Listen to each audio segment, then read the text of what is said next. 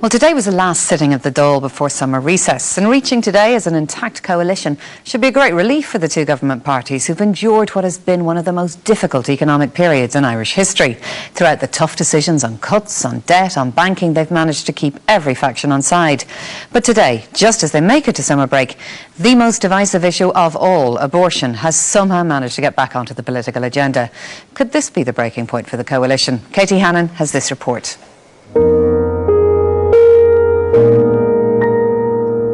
It is the single most divisive issue on the Irish political landscape, and it hasn't gone away. When Socialist TD Claire Daly introduced a private member's bill on abortion last April, Health Minister James Reilly stunned many members of his party with this clear commitment.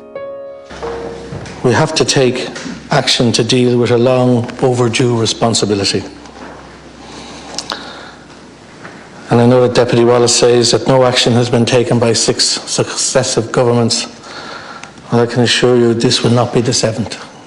Ever since that point, that quote has been used repeatedly against Fine Gael TDs to say, you committed before the general election that there wouldn't be legislation in this area, there wouldn't be liberalisation of abortion in this country, and yet this is what your own health minister is saying. There has been a very effective lobbying campaign of TDs right across the country, postcards, letters, telephone calls, contacts at clinics and so on and so forth, from people who would, wouldn't be exactly what you would regard as hardline pro-life activists, but more moderate people who say we do not want liberalisation in this issue. Last night that campaign bore fruit in the Fine Gael party rooms, where over a dozen TDs and senators warned their health minister to tread carefully. While the Labour Party supports pro-choice policies, Fine Gael told voters in the run-up to the general election that the party would not legislate for abortion when in government. The programme for government plastered over this gaping fault line by referring the matter to an expert group. What the Fine Gael TDs were effectively demanding last night was James Reilly is going to have to come back to his own party and say, this is what I am bringing to government, this is what we have to do. They're going to have a problem at that point. While many in Fine Gael are deeply uncomfortable with the prospect of supporting any legislation, Labour insists that a deal is a deal. Labour members, many of whom found it hard to do, voted with the government on Claire Daly's private member's bill on the basis that there was an expert group had been set up, that they would wait for its recommendations to come out and that they would keep in line with the recommendations and the agreement made in the programme for government. If a commitment is made in a programme for government and if that isn't followed through on, then there is a problem. Is this going to be a red line issue for the Labour Party?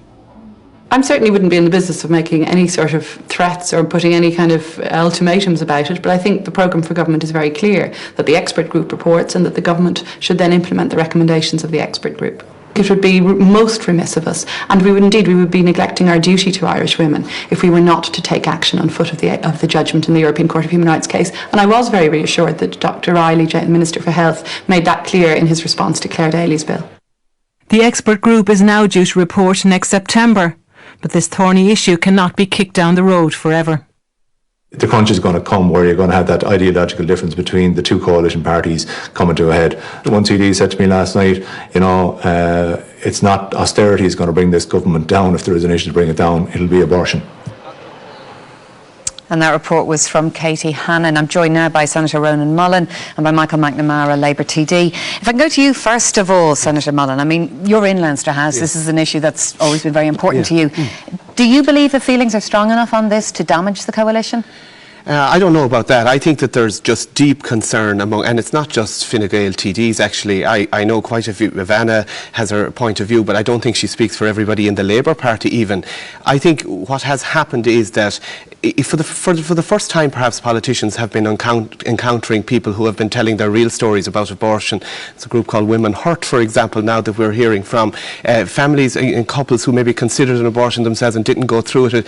There's a kind of a whole new face to the pro-life movement. It's often mischaracterised in the media as being kind of about angry old people, and I think there's a sense that, I was talking to a TD for Fine Gael today, says I'm liberal on lots of issues, but I do not think we should be legislating for abortion. We know what happens when that happens. And Senator can so I there's a ask broad you- base, I suspect. And do you think, you know, from what you're hearing from the Fine Gael party, do you think that they could tolerate any form of legislation on abortion? No, I think you see what happened here was that Minister Reilly appeared to misunderstand the situation in his speech on the Clare Daly bill, in that he seemed to think that the European Court had asked Ireland to legislate for abortion, whereas in fact the European Court has said we must have legal clarity. And that led to a concern that the expert group was only considering a narrow range of options involving various ways to legalise abortion. Whereas in fact what we need to do is get to best medical treatment, as promised in the Fine Gael commitments, best medical treatment in pregnancy for women, while keeping in mind the duty of care to preserve the life of the baby. That's what the Fine Gael politicians promised before the election, and it seems now that that's what a lot of them are determined to deliver. Okay, if I can bring in Michael McNamara here. I mean, could the Labour Party have been sold a pup here? I mean, plenty of talk about regulations and examining the issue, but no firm commitments on legislation. No, but I mean, there is an expert group has been appointed. There was obviously the Grand Chamber judgment of the European Court of Human Rights on the 16th of December 2010.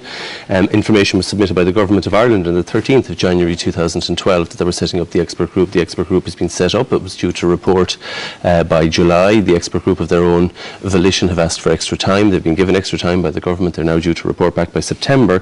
But the bottom line is that Ireland has to report to the Committee of Ministers of the Council of Europe by the end of December 2012 to update the Committee of Ministers on developments and next steps in the implementation of the judgment. But there's no commitment there to legislation, though. They have to just report back. Well, no, but what Ireland was criticised for was a lack of legislation, or a lack of clarity. a lack of well, it's Not exactly the lack of legislation. Absence of any implementing legislation or regulatory regime providing an accessible and effective procedure by which C, the third named applicant, could have established whether or not she qualified for a lawful abortion in Ireland in circumstances where she became pregnant while undergoing chemotherapy, and there was a risk to her. If that's the legal position we want to keep, of course, it's open to us under the decision as well to go back to the European Court and say we want, for example, in that C case, if it was a cancer case, it's quite clear that Irish doctors, that we've the lowest maternal mortality in the world, don't forget, that they're in a position, we don't have a medical problem, we have a legal technical issue, and they would be quite within their rights to go back to the European Court and say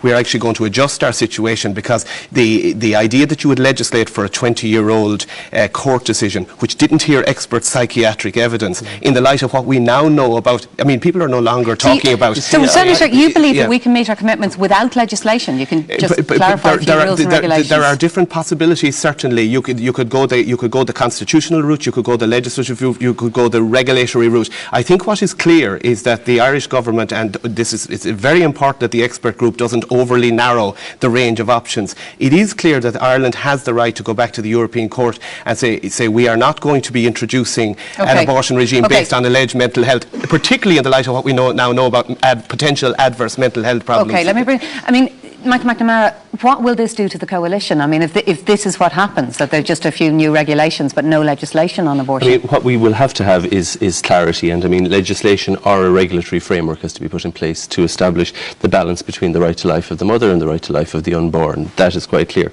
I disagree fundamentally with Ronan that it's not a medical problem. I think there is a medical problem in Ireland. It's a medical problem that thousands of Irish women go abroad to have a termination. That's a big social tragedy. It's not a medical problem. Well, we're not hearing from the Institute of Obstetricians about what they're not able to do, Michael. The fact that Irish women cannot access medical procedures in Ireland, to me, is a problem. Yes, we can go back. Yes, we could go back to the court. Of course we could. We can obfuscate this, and we can do what previous courts have done, or sorry, what previous governments have done. We can shirk our responsibilities. Michael, which the Minister for Health... No, we have something very special. You will get your turn again in a moment. Which the Minister for Reilly said, which the Minister for Health said we would not do. I mean, since the X case happened in 1992, we have been shirking our responsibilities in this. Final words. Keelan, in 2008, 66 babies were born alive after an abortion in Britain and left to die. Some of them took 10 hours to die. Irish people know that that's not... Irish medical care is top-notch. We got the balance right to date, Michael, in the best treatment for women in pregnancy and the duty of care to preserve the life of the baby. And we're giving women in our country a very good deal on that, and rightly so, but we mustn't go the route of legislation for abortion. I'm going to have to stop you there. Michael McNamara, listen, thank you both very much. A very divisive issue, and we will be coming back to it.